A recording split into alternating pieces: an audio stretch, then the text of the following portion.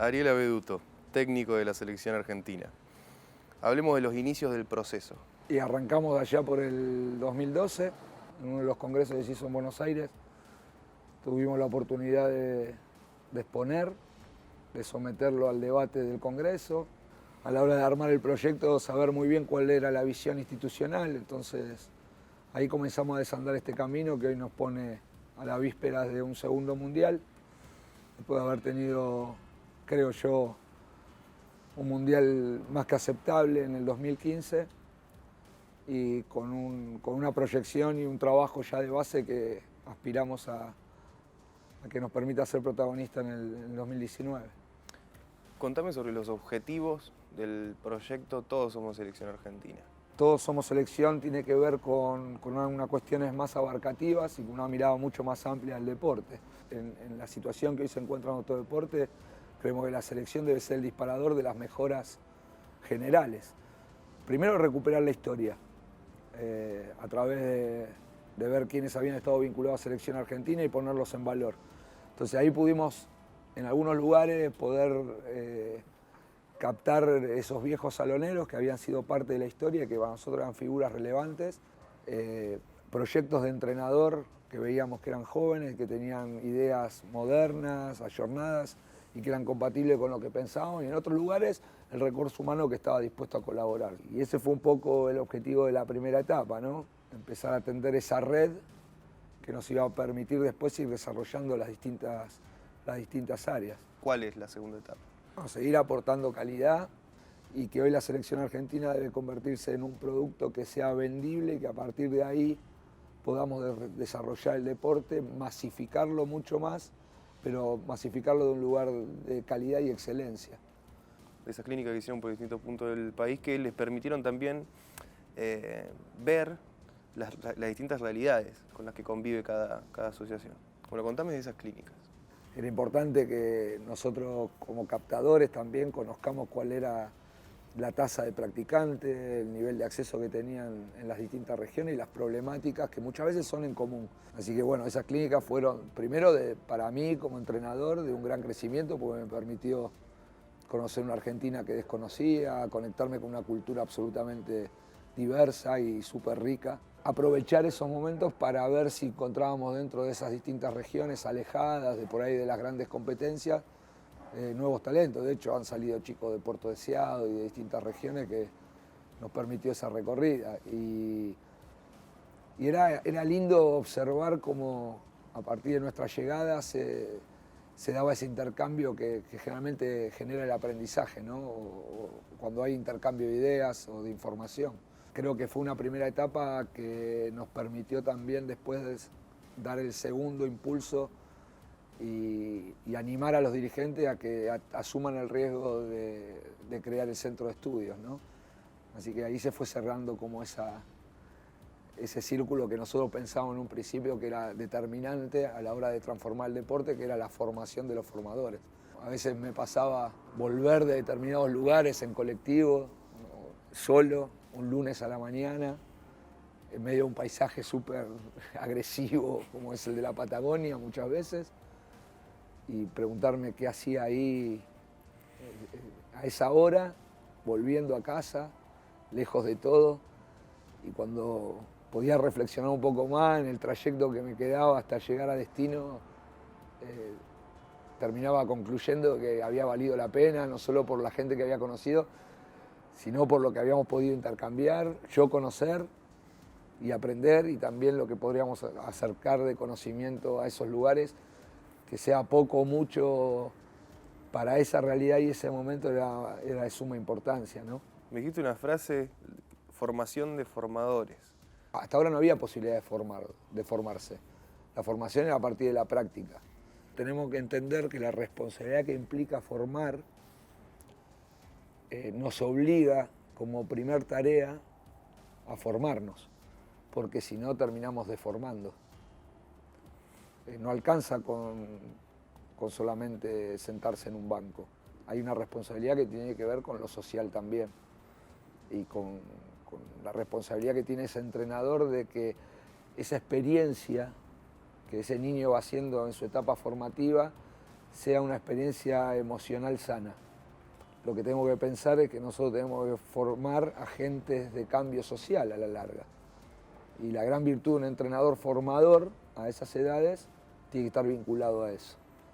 Y muchas veces, cuando el entrenador no está formado para esas edades, lo que terminamos haciendo es, con muy buenas intenciones, deformando. Entonces no podemos permitirnos que eso siga sucediendo. Contame sobre los jugadores, sobre esa lista de 36 jugadores que armaron. No, es parte de la base de esos 144 que nos llevó esa primera etapa y de algunos que otros talentos que fueron apareciendo este último año y medio posterior al Mundial. Como tenemos que tener respuestas en la competencia, tenemos que adecuar esa lista a características no solo de lo que creemos del modelo de juego y del sistema que tiene implementado la selección, sino también hasta situaciones de puestos específicos, perfiles. Entonces, en el armado de esa lista final, que no es fácil, hoy en esos 36 tenemos esa riqueza y nos permite sacar conclusiones reales, elegir de la mejor manera para llegar muy bien al Mundial. ¿Qué buscás en los jugadores para incluirlos en la lista final? Trabajamos bajo 5 elementos. Tienen que ver con los aspectos físicos, los aspectos técnicos, los aspectos tácticos, los aspectos psíquicos y la gestión propia de las emociones. Son los 5 elementos que siempre estamos evaluando y que tienen que estar al tope a la hora de definir entre uno u otro jugador, ¿no? Dentro de ello, obviamente, el tema de valores, ¿no? Que le damos una importancia significativa. Local en 2019, ¿hay alguna presión extra por ser el dueño de casa? Absolutamente. Hace un tiempo cambié la palabra preocupado por ocupado, en ver cómo los ayudamos, le damos herramientas para que ellos puedan gestionar esa presión que sin duda va a existir. Y cómo lo podemos hacer desde lo colectivo también. Está comprobado que muchas veces el rendimiento baja a partir de la presión externa, pero no porque técnicamente sean malos, sino porque eso condiciona la toma de decisiones. Entonces, estamos haciendo un trabajo importante ahora desde el escritorio para planificar lo que va a ser ya el año que viene. Hoy las neurociencias nos aportan un montón de herramientas para poder trabajar. ¿Cómo es el Ariel entrenador? Básicamente soy un entrenador absolutamente emocional, que necesita estar cerca, que necesita saber que el equipo está comprometido, que necesita motivarse para poder, desde un lugar absolutamente sano y noble, poder transmitir el mensaje, porque no lo puedo impostar desde otro lugar. He tenido que ir aprendiendo justamente eso, ¿no? A manejar las propias emociones, a correrme de la mirada del otro, que no es fácil. Son situaciones complejas porque no se trata de otra cosa que te quiera muchas veces. Entonces nuestras conductas están referidas muchas veces a eso. Y cuando vos tenés un puesto de decisiones permanentes, no podés estar condicionado con la mirada del otro. Entonces eso es algo que he ido aprendiendo durante este tiempo, me cuesta y mucho. Soy un entrenador más que trabaja desde la emoción que desde el rigor, más de la propuesta que desde la imposición. ¿Cómo se hace para motivar cuando tenés una competencia diaria, ¿no? ¿Desde dónde sacás un mensaje? Y bueno, la conclusión es, cuando no lo tenés, no lo des. O sea, si lo sentís, ahí está el secreto, porque el jugador te lee y te cree. Yo me considero más docente que entrenador hoy. Y ahí me siento cómodo y sé también que soy un entrenador de proceso. O sea, no me iría a contratar si tengo que sacar un resultado inmediato. O sea, si fuera dirigente no me contrataría. Pero sí me contrataría si aspiro a un proyecto más a largo plazo. ¿Cómo juegan los equipos de Reducto? Y como vivo. A carne abierta, a carne viva, con el corazón en el plato. A veces gestionando las emociones y a veces no. Intentando ser protagonista de cada cosa. Involucrándonos, siendo comprometidos. Siendo nobles en la propuesta, que las acciones reflejen lo que decimos desde el discurso. Y desde el juego, obviamente, tenemos que tener un modelo que acompañe esa idea. Por lo tanto, Entendemos que defender es atacar, que intentamos protagonizar ese momento de ese lugar, siendo nosotros los que intentamos proponer ese momento del juego a partir de recuperar rápido, de poner incómodo al rival, de llevarlo a determinadas situaciones que sabemos que después por ahí le estamos regalando algo que se lo vamos a sacar en un segundo momento. Y a partir de la tenencia, hacer como una religión de eso, ¿no? Del cuidado del balón, de la estética, de tenerlo, de administrarlo bien, de jugar con el engaño a partir de superioridades, de aprovechar los lugares donde tenemos la ventaja, desde un lugar absolutamente conceptual, donde hay que aprender a gestionar el tiempo y el espacio. Entonces, básicamente esas son mis ideas y lo que intento transmitir, no siempre lo consigo. Trato de buscar ese ideal y en ese recorrido a veces encontramos lo posible, a veces no sale, a veces no, pero ahí está el desafío.